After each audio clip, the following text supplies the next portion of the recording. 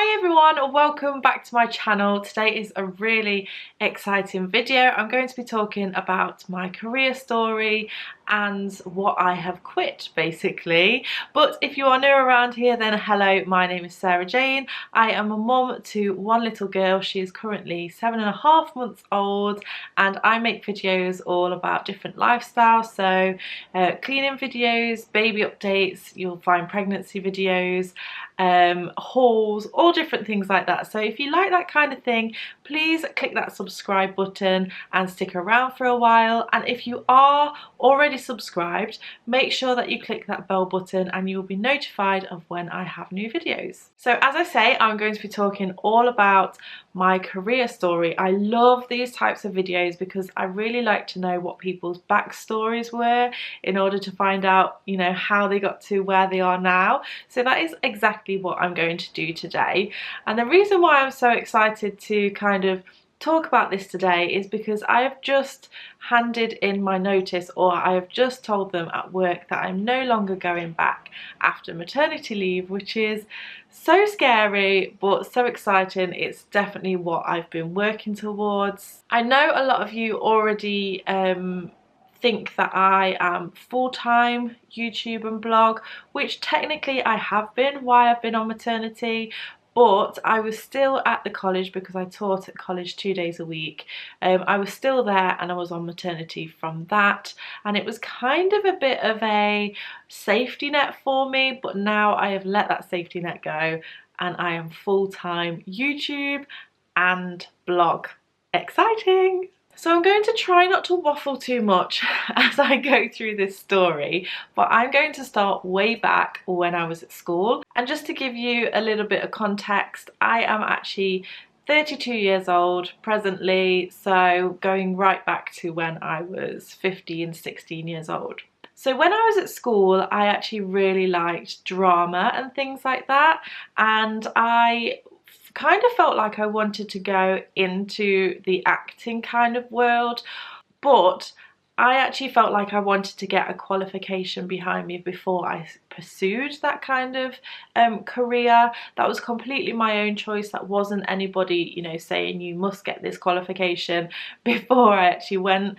So I made that choice that I wanted to study or get a qualification before I pursued any type of acting career.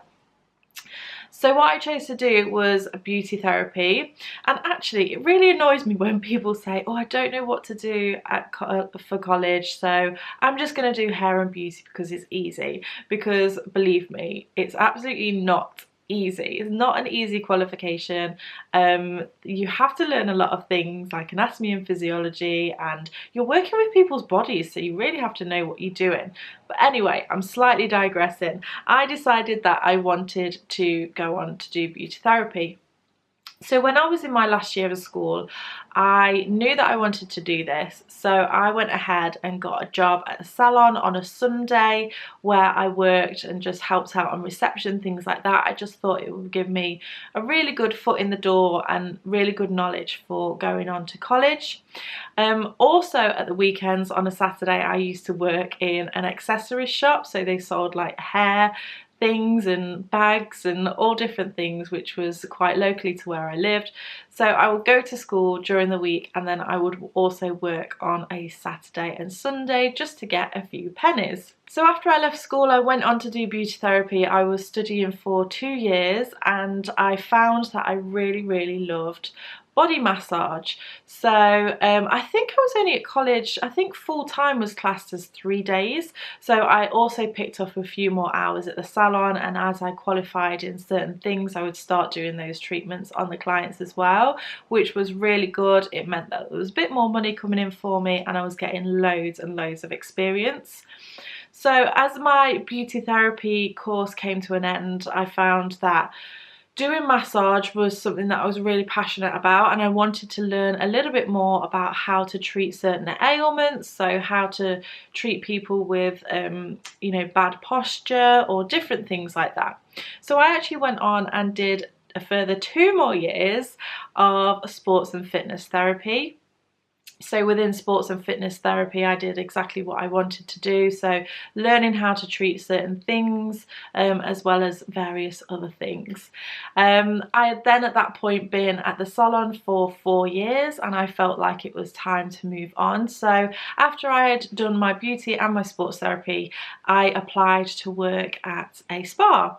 And this spa is quite a well-known spa in the UK. It's called Ragdale Hall. It's definitely very well known within the beauty industry. And very well known for a good high quality training and good high quality therapists. So I actually went across to Ragdale Hall and worked there. It was a little bit of a drive there every day, but not too far, perhaps say between 50 minutes and an hour to get there and back every day. Sorry, my mum just rang me and I can't remember where I was at. I think I was talking about Ragdale Hall. So yeah, I would travel there and back every day, and it would take me 50 minutes to an hour each way.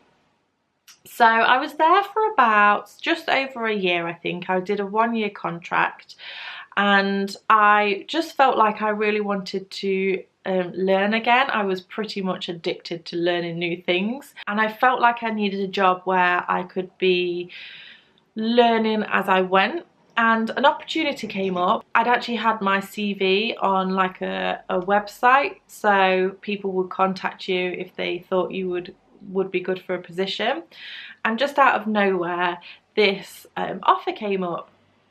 And it was kind of exactly what I wanted. When I was working in the spa, it was, you know, quite unsociable hours, as is most beauty therapy jobs.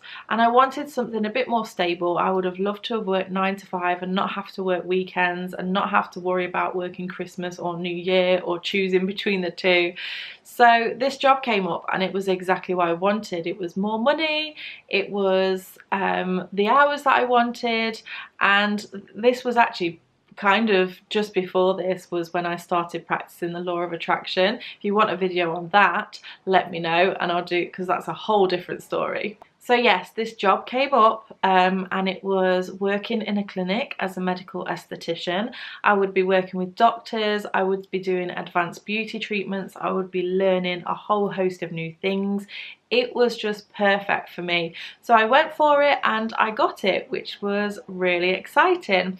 However, this place where it had just opened, because it was a brand new clinic, it was just kind of going on word of mouth, and we didn't really advertise things. And although it was going well, there was a few different staffing issues, and eventually they decided that they were going to close down that branch. Because really it was just me working there full time, and there would be a doctor come in every other week or every week. And although I was busy, the rest of the things weren't really picking up.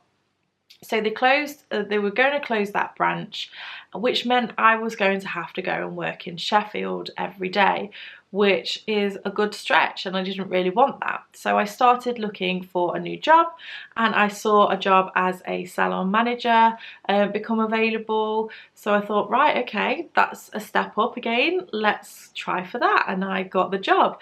So I was really excited to get that and kind of go back to a salon. So I'd gone from a salon to a spa to a clinic and then back to a salon again.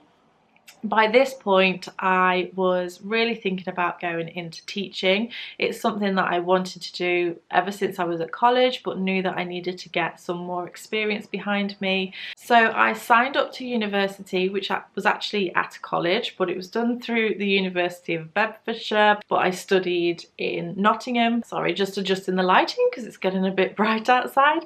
Yeah, it was University of Bedfordshire, but I studied in Nottingham, which was perfect for me.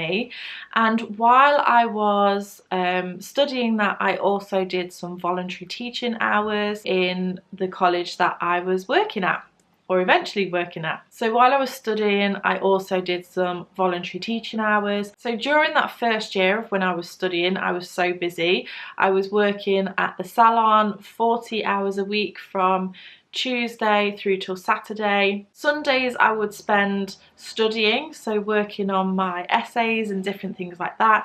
And then on a Monday, which was my day off, I would actually go and teach at the college, and also go to study in the evenings at the college. So yeah, it was a super busy time, but I really enjoyed it, and I'm so glad that I actually put myself forward to do voluntary teaching for a year, because that voluntary teaching position actually turned into an actual paid position.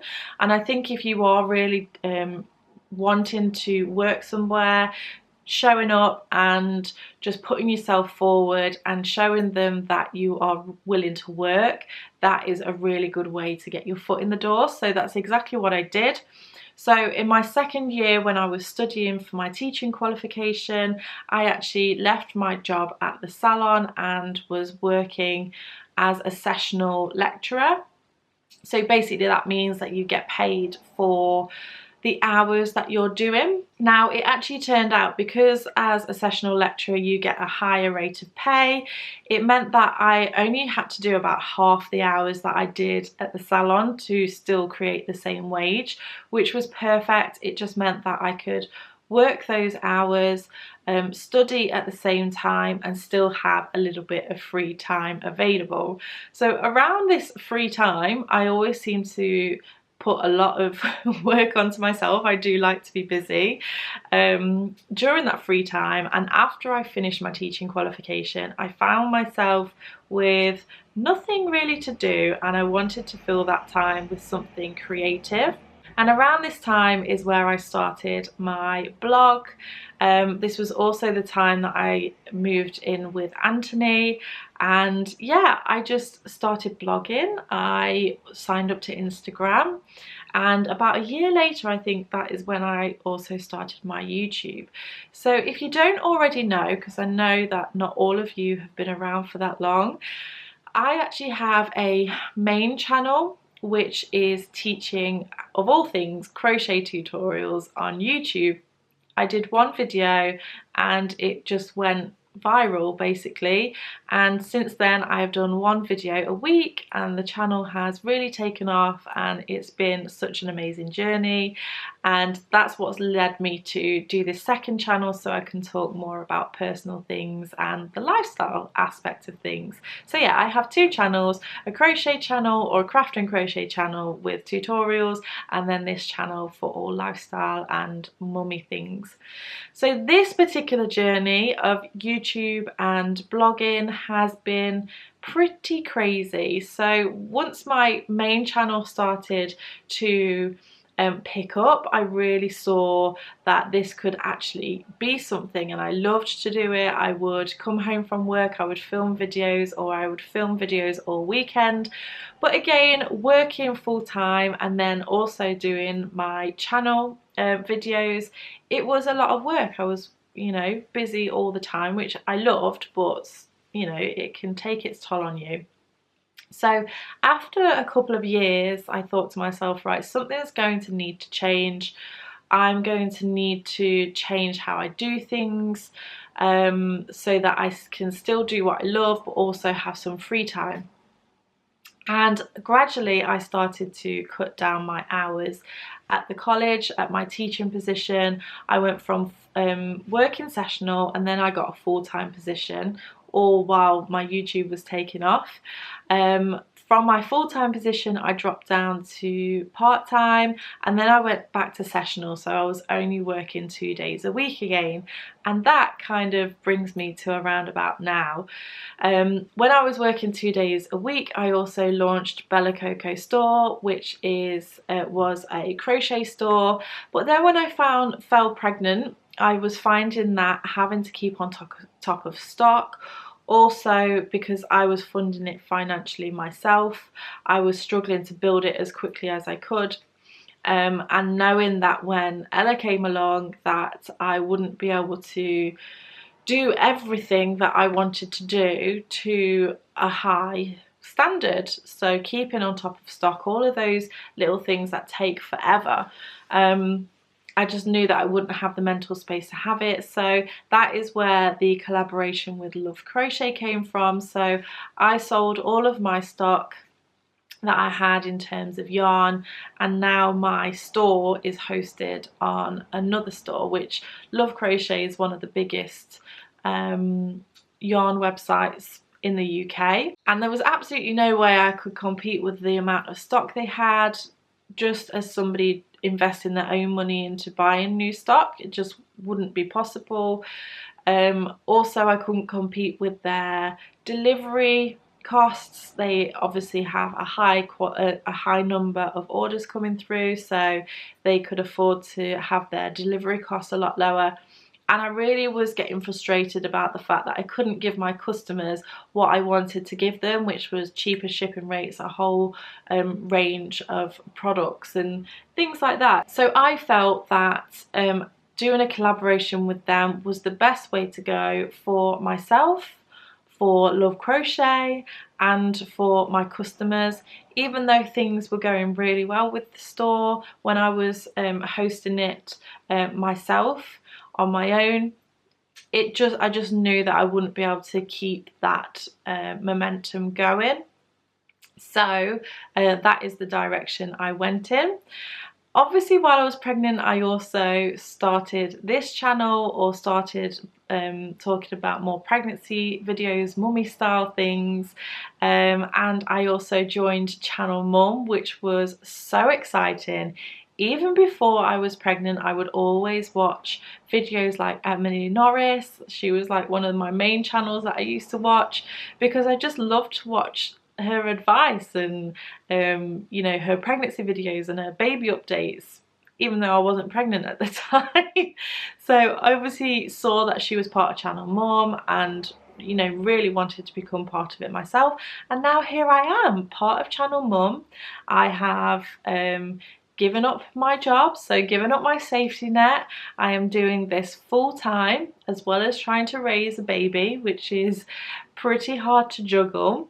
She is currently with my mum at the moment, so if you're wondering how I get videos filmed and things, I tend to film as much as I can on one day while my mum has her, and then I edit everything in the evenings, and then respond to emails and stuff in the evenings as well. So all of that stuff I do anytime where she's asleep or with my mum, basically. So that is my career story and how I have got here today. I really hope that you've enjoyed listening. I've kind of rambled on a little bit like I normally do, but like I say, I find these things really interesting, and I know a lot of people ask me all the time of how I am doing what I do. So if you've got any more questions, leave me a comment down below and I'd be happy to get back to you if there's something specific that you want to ask, or if you think I've missed anything out. Again, if you are not subscribed to my channel already, I would love to have you over here, so click that subscribe button. And if you have already subscribed, and you'll know that you have because it will actually be grey, then you will also see a bell button. Click that and you'll be notified of when all my videos go live, because I'm actually going to try and produce 3 videos a week. We'll see how that goes. I'm definitely going to stick to the 2 videos a week, but try and produce another video a week as well. So if you've made it to the end of this video, then thank you very much for listening to my story. I really appreciate it, and I shall see you again in my next video. Thanks guys, bye.